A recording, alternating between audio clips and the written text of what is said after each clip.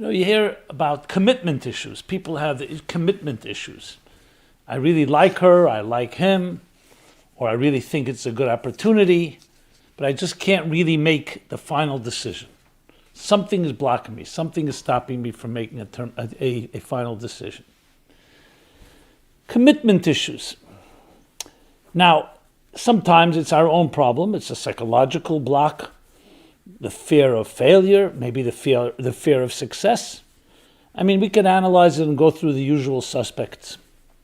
But I want to present a counterintuitive approach, which goes back thousands of years. And it's definitely a good challenge to the options that we all have, to the commitment issue that so many of us deal with and suffer from.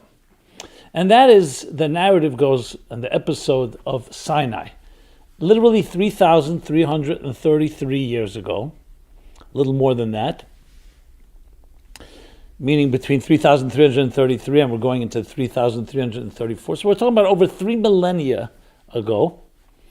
There was an event that perhaps is considered by many the greatest event in history, the giving of the Bible, or some call the Torah, however you name it. But there's one specific aspect of it that, there are many of them, but one specific bizarre exchange. Well, God is presenting his mandate, his blueprint for life. I like to call it life's operator's manual to the human race. And he offers it to different nations. And the nations, of course, the first thing you do is you want to see what it says in this contract. You don't sign a contract without knowing what it says. And they look at it and they say there's some prohibitions there we cannot deal with and we're not ready to accept it. One nation, another nation. Then he comes to the Jewish people, God does, and says to them, here, I'd like to present you my mandate, my blueprint, my operator's manual for life. And instead of looking into it, they say the words in Hebrew, Nasa v'nishma. We will do, we will commit, we will act, and then we will listen and understand what is said in this document. So of course everybody raises up their arms. What kind of behavior is that?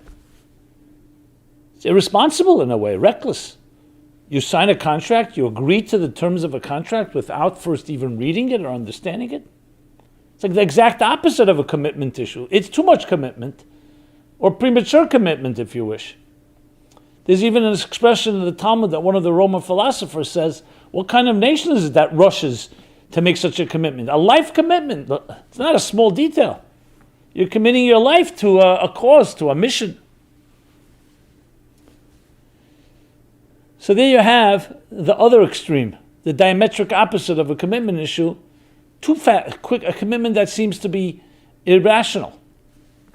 And yet, when you think about it, it can teach us something about commitment and about life and about decisions that each one of us can learn from and literally can transform who you are and your future and your destiny. So here's the story. Everything has a bigger picture.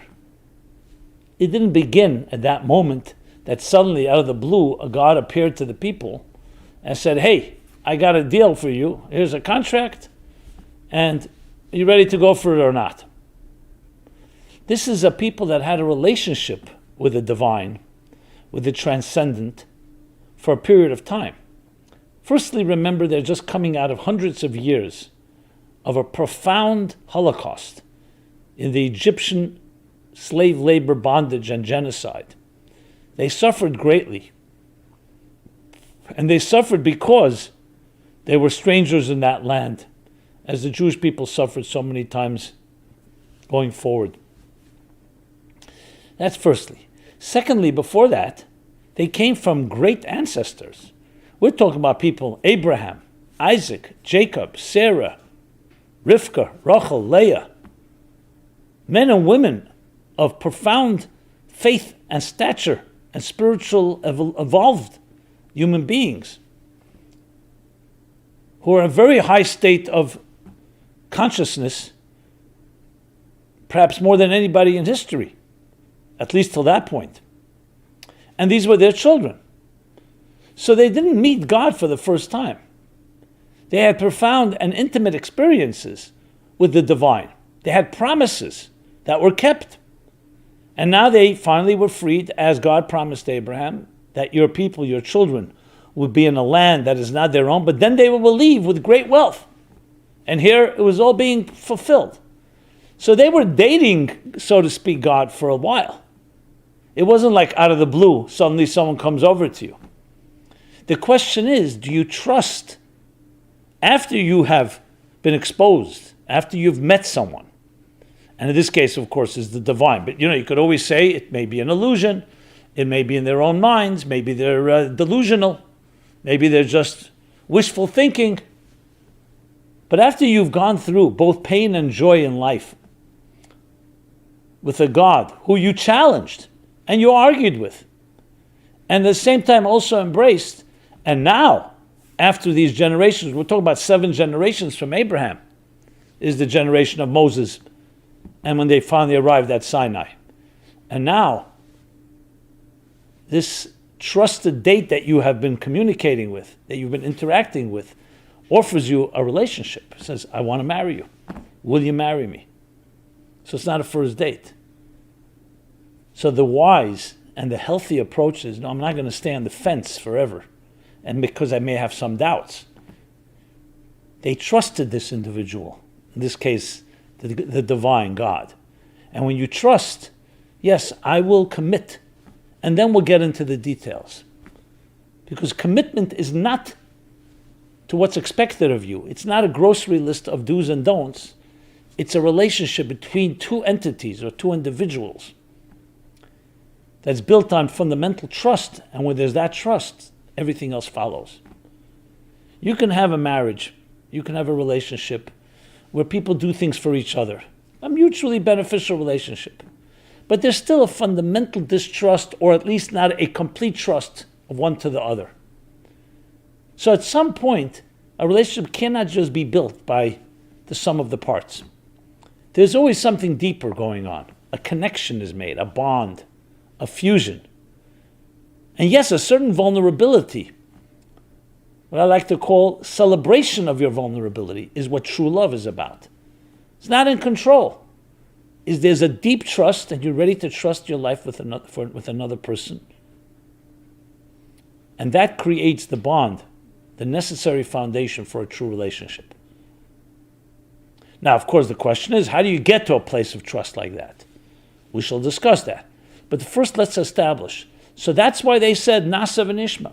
We will commit, we will do, we will act. And then we'll listen and understand. At times, that is the critical component in moving forward in life. Because it's easy to keep philosophizing and keep finding all kinds of reasons. I'm not 100% certain. Maybe something else. Maybe there's someone else I would commit to. Maybe there's another cause. That's the mature approach, that after you've gotten to know something, in this case, the divine, and now you're offered, you don't need to keep nitpicking or even reading the details, because you trust the individual. You know what they ask of you will be something that you can and want to, out of love, commit to. And that is, my friends, the key ingredient that is unfortunately lacking, especially in our days. The commitment issue, and I'm not going now into the many reasons, including growing up in a volatile home, or unpredictable one, insecure. So obviously, when you didn't see commitment around you, you didn't see the commitment of parents to children, or commitment of parents to each other, you don't you don't mature into the world and enter the world with trust, because trust was never really built. Obviously, that's a major factor. But I want to go a step deeper, and also a solution to that. And that is the understanding that at the end of the day, it's not just a calculation based on details. It's a commitment to an ideal, to a cause. You love not just someone, you love something. You love what they stand for. It's not just the details. You like what they look like, their emotional connection with you, their intellectual, that's all important. But a fundamental thing that's necessary is that bond, Just as you trust yourself, and hopefully you do, you learn to trust another. And when that's there, that commitment is there, everything else follows. So of course the question is, what can we learn from these individuals or from this Jewish people, the nation, that we can apply to our lives today? What is it that they discovered in God that they could trust? Now, I need to the big disclaimer, many people actually have a very difficult and tenuous relationship with God. Many people feel God betrayed them. Many people feel God forsake them. In time of their need, in time of suffering, where was God? When I needed him most. So obviously that needs to be addressed, because when you have that type of negative, not neutral attitude, clearly you're not going to just be open to building a relationship. But let's for a moment put that aside. I will get back to that as well. It all comes down to how you define God. What is God? So there's the classic story, one of my favorites, I tell it many times. Rabbi Levi Yitzchak Berditchev, great 19th century Hasidic master, known for his unconditional love and non-judgmentalism, once said to a self-proclaimed atheist, listen to this, the God you don't believe in, I also don't believe in. The God you don't believe in, I also don't believe in. In other words, before we talk about yes God, no God, what does God mean? For many, we pick up the default nursery school imagery of a childish vision of a fairy tale God, of someone with a long white beard or whatever the look is, sitting on a throne in heaven, waiting to strike us with lightning when we misbehave. Punitive, angry, jealous, judgmental, condescending, everything that's associated, all the negatives with religion and faith. Just watch a Woody Allen movie and you'll get the picture immediately. Which is so much part of mainstream culture today. I know, I'm at the brunt of this. I travel, I speak, I meet people. The reaction of many, initially, oh, you're one of those. And then if they start liking you a bit, they'll say, okay, you're an exception. Now there's a reason behind this stereotype and myth. Because unfortunately many who so-called represented God in our lives, and this is true across the board, whether it's Judaism, Christianity, Islam, or other schools of faith, or schools of other religions and schools of thought, or the authorities, so to speak, that misrepresented God. So that's your image of God. Who wants to have a God that's abusive, or that has representatives that are abusive, or hypocritical, or mediocre, or just irrelevant, plainly irrelevant? And I can go on and on about this. It deserves its own discussion. So of course, a God like that, there's no trust, and why would you commit to a God, especially not reading the contract? But let me give you an alternative God, an alternative experience, where you come to realize that the essence of all of reality is a higher transcendent state. Where the essence of all of reality, I'm not even going to use the word God. Let me share the story I often share about this. I remember years ago, when I began my class, my famous Wednesday night class. We're talking about now 40 years, 1982. So the core group were people from the arts and entertainment industry. By no means in any way traditional, but very spirituality that came from many different places. And we had this fascinating interactions that I learned from tremendously, and I hope they did as well. But I remember sitting there, though I was a man, I was wearing a younger man's clothes, and I was not quite white, black beard, probably still beginning to bald, with a yarmulke. And I remember just sitting there, and a person who I'm sensitive in communication, you know who you're speaking to, how they see you. I said to myself, I'm not projecting a neutral image. I may be evoking in someone the stereotype of an angry grandfather that schlepped him to synagogue in Yom Kippur against his will, or irrelevant Hebrew school teacher that taught hollow, empty bar mitzvah and bat mitzvah lessons, or maybe even a good memory of a grandfather or a grandmother at a Seder table, but definitely not neutral.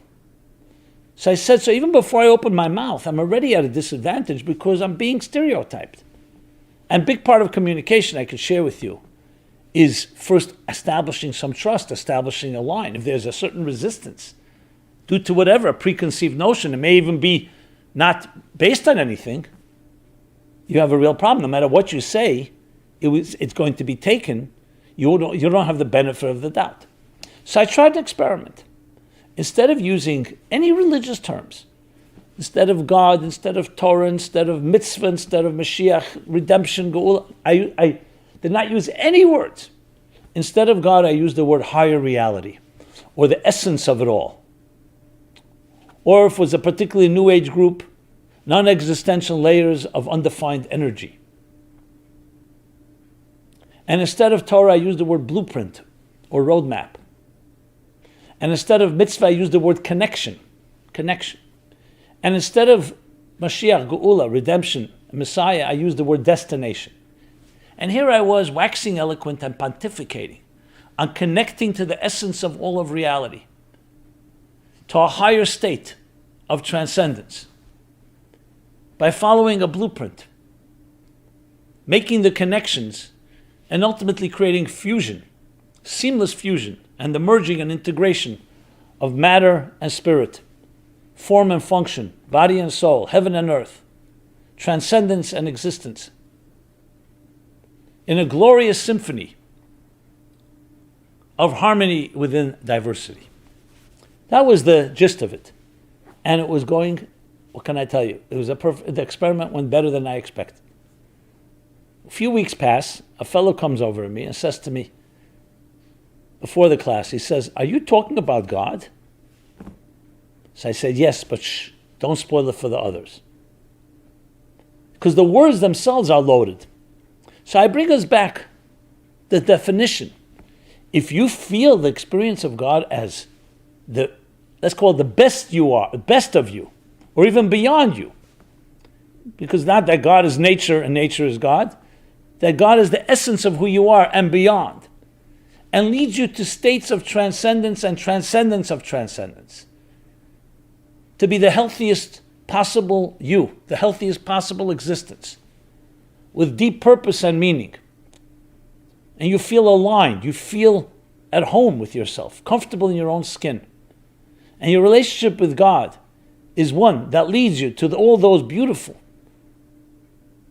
strengths and courage to overcome fear, to overcome inhibitions and insecurities, so you can spread your wings and soar. When you experience that for 7 generations, even less, then that God approaches you in whatever form or fashion and says, "Let's commit." What's the question? This is the greatest thing in my life. I couldn't wait for you to ask. That's called commitment. So how do we apply that to human beings? We need to look for a soulmate. We need to look for a friend. We need to look for people, a mentor, any connection that has that transcendent element. That it's not about that individual. It's not just a selfish individual saying, "Hey, let's join together because we both have mutual interest," which of course is conditional, as long as one person serves the other. But you sense in a person that transcendent dimension. You sense in a person something that's beyond their own ego. They're dedicated to a cause greater than themselves. That's something you can trust. Because it's not about the person. It's about the person dedicated to something beyond themselves. That's where trust is built. Because human beings, even the best of us, we are mortals. We go through changes. We waver. But when you see a person committed to values, to love, to kindness, even at their own expense, meaning it's unconditional, that you can trust. And when you can trust that, you can commit. You know the details that will be asked of you will be commensurate to that personality. So at the end of the day, it's yes, correct what the 12-step program has come to discover by hitting rock bottom. We don't need to hit rock bottom. Is discovering that I surrender to a power greater than I am. So you'll say, well, that's good for people who are addicts, alcoholics. No, it's good for all of us. They just come to recognize it because they realized that I'm not in control. Many of us who think we're in control, can you trust a person who thinks they're in control? Even if they are, even if they're living a beautiful life, you want a connection to something greater than the individual. And when you have that, you have true commitment. And then you can say, yes, I will act, I will commit, I will do. And then I'll understand. Now, obviously, we need to go through the stages to come to that point. And we need a measure of understanding. And we need a discernment and discretion. You don't just jump in. But you're searching, not just to understand everything, not just to find excuses and smoke screens to cover your tracks, to cover your own insecurity, being unable to commit. Your questions are coming from a healthy place because you want to discover something that you can surrender to, something that you can embrace unconditionally, something you can trust absolutely. And that's the foundation that creates true commitment. So I would submit, if you have challenges with commitment, it's not just forcing yourself to commit. Look for these ingredients that allow you to trust, that allow you to go back to that child, that innocent child, that trusts naturally. And sometimes that trust was violated, was abused, was betrayed. But learn to find people that you could trust. And then that childhood innocence emerges. But use your discretion, use your mind to get to a place that's beyond the mind. Not irrational, but super-rational. So your mind leads you to the door and says, now, to enter, you're going to need a commitment. But I brought you here. I've tested the waters. I've researched. I've done my due diligence. And then commitment becomes the critical component that creates an eternal connection to a cause, to an idea, to a belief, to God. But for this, we need to discover the true God, a true God that we can relate to. So here's one of the most profound lessons that I find in my life, and I hope you can find in yours, that can really help us get through that labyrinth, that quicksand that so much consumes us in our fears, our uncertainties, unknowns, and keeps us trapped. Like the guy that said, I used to think I'm indecisive, now I'm not so sure. Keeps you in that indecisive place. To find a place you can have a resolute decision, because you're connected to something that is absolutely trustworthy. Thank you so much. This has been Simon Jacobson. We're here every Sunday live at 3 p.m. Eastern Time, but these programs are all recorded. So check us out at meaningfullife.com. We're on all the platforms, social media. Love to hear your feedback, your thoughts, your comments. And please share this with others if you see fit. Be blessed. Be certain. Connect to the certainty that allows you to forge ahead and ride forward, progress in a very resolute and confident way. Thank you so much. Be well.